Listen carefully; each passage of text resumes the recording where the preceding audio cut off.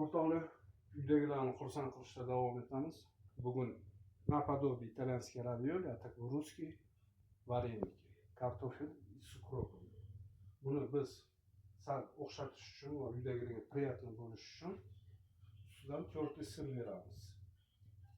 Sir Gouda bu yoq. Uyda 4 kishimiz, 5-chimiz kechqurun keladi.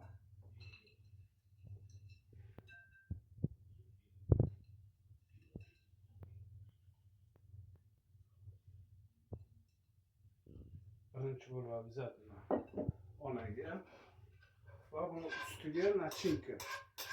Luk shalot degan bizni o'zimizda bozorda bor ekan, o'shandan topdim. И помидор розовый, o'zbekcha premium deyiladi. И mayda qilib bazilik to'g'raganmiz, обязательно сливочный massaga to'g'rab olamiz.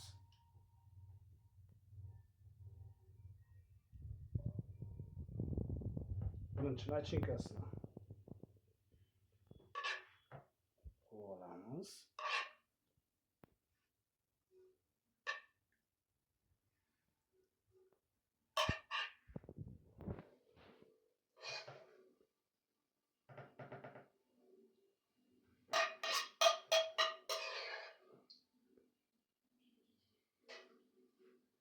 Burası hamyon bor.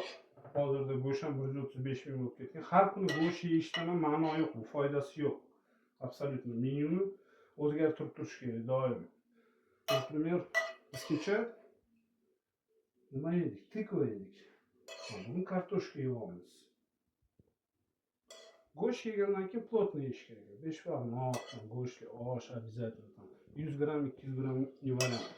Лучше to'yib qanaqadir boshqa ovqatlarni qilib yegan. Mana shurasi hamyon bo'lib bo'ladi.